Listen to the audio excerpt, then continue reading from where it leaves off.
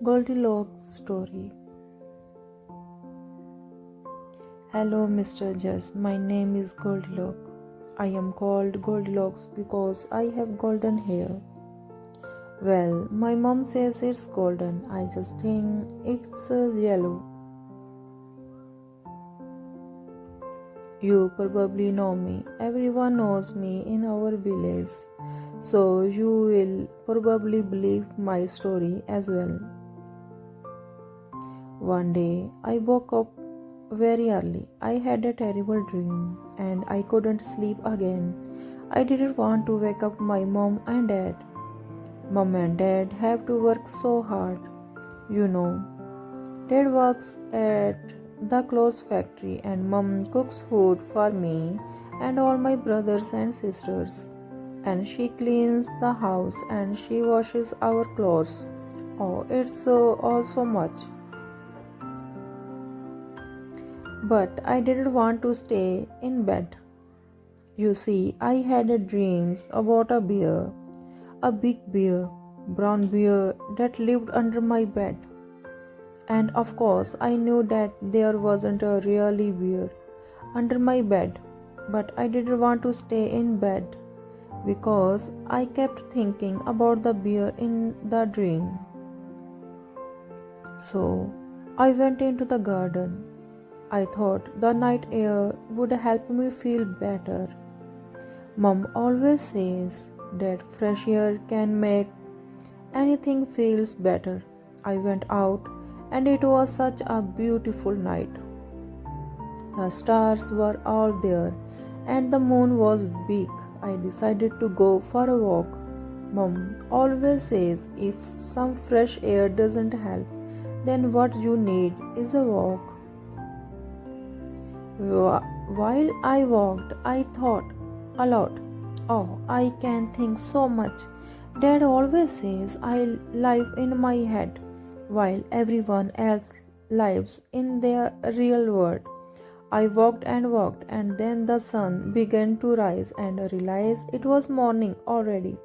Oh no, I thought I must be home soon. Mom and Dad will be worried about me. But I was lost. All I saw was trees and didn't know where I was, so I walked some more. And finally, I found a little field, and in the field, all I could see was a little house. Oh, it was such a nice house. I thought it must belong to a nice old lady or the king, kind but lonely man. And he would look after me while I wait for mom and dad to come find me. You see, I really do live in my head. Then I smelled something that stopped my thinking. It was so sweet. It smelled so warm and nice. So I went closer to the house and I saw a little bowl by the window. It was a bowl of porridge and the sweet smell was honey. Oh, it looked so nice. And then my stomach made a horrible noise. Grr, grr. It sounded like the beer from the dream. And then I realized I was so hungry. I wanted to eat the porridge very much. The window was open a bit, but I couldn't open it more.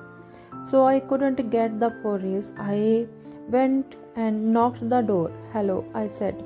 Nobody answered, but the door opened, and I thought, well, I am sure that the nice old woman and kind but lonely man who lives here want me to be hungry. They will want me to go inside and eat the porridge. So I went inside and into the kitchen. There by the window were three bowls of porridge, a big bowl, a normal size bowl, and a little bowl. I tried the big bowl first, but oh, it was too hot. Oh, so then I tried the normal size bowl, but oh, it was too cold. But so then I tried the little bowl, and it was just right. Yum, perfect. But I couldn't eat standing up. Mom always says you must sit down to eat. So I took the bowl and put it on the table. There were three chairs, a big chair, a normal sized chair, and a little chair. I tried sitting in the big chair first, but oh, it was so hard. Oh, so then I tried sitting in the normal size chair, but oh, it was so soft. Wow. So then I tried sitting on the little chair, and it was just right. Yeah, lovely. I sat down on the little chair and I ate my porridge. I ate all of it because Dad always says just must eat all your food. But then the chair broke. Ah! Now I felt very bad. I had come into the house of this nice old woman, or kind but a lonely man, and I had eaten his porridge and broken his chair. But I bad girl, you are Goldilocks, I thought, and I felt bad because I didn't want to be a bad girl.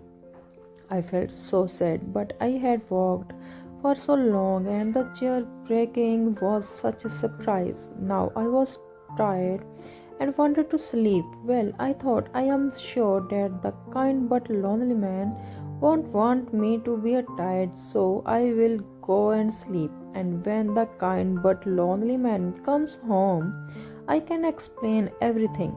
And oh, we will love so much. Ha ha ha. So I went upstairs and I found a room with 3 beds. Now you might think, well, Goldilocks, would a kind but lonely man have a room with 3 beds?